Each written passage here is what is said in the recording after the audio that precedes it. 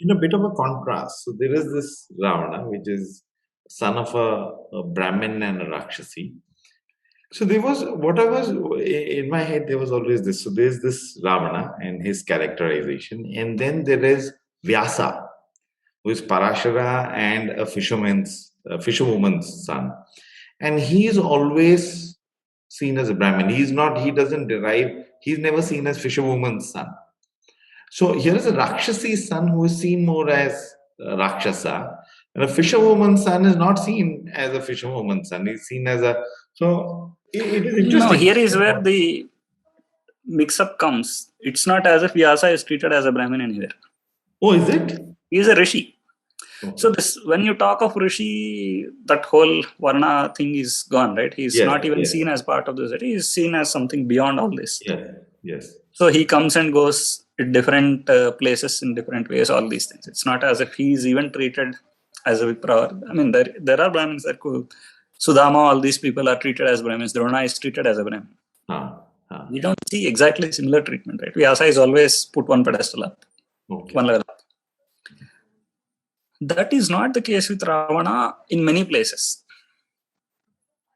Because he's, leave the Rakshasa or Ravan, all these things, fundamentally he is a king. Right. So he has dealt with other people as a king, as the king of Lanka. So that is the dynamic applying there.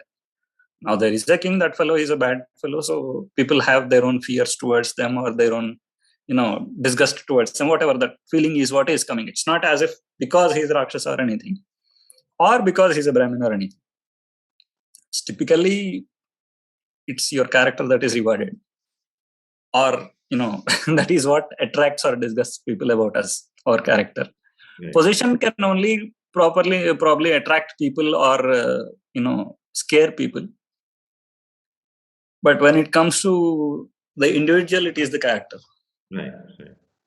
So when Ravana messes with Kartavirya and then he's shown his place, he's thrown into the jail, then Pulastya Brahma comes himself, and then obviously that respect, friendship, all these come because of his position, saying, okay, you're descendant of such a great guy, now I'll treat you with due affection and all that. But as a character, he has not shown himself very respect-worthy in that episode. There are other episodes, let us say, when he fights with the Devatas, all these things. These are not things where he derives respect, attracts respect. There are other episodes, his tapas is there, or for instance, the first encounter between Hanuman and Ravana, first encounter between Rama and Ravana. They do take cognizance of his, brightness and all these things. But it is overshadowed by his other qualities. Right. So he is treated as a Rakshasa, or he is simply treated as another king. What Rama talks to Ravana is simply seeing him as a king of Lanka. Right. Nothing else. I mean, it's a lot of this baggage, that modern baggage that we carry in terms of identities and all these things, which don't actually reflect into that epic. It's more reading things into the epic rather than reading out of it.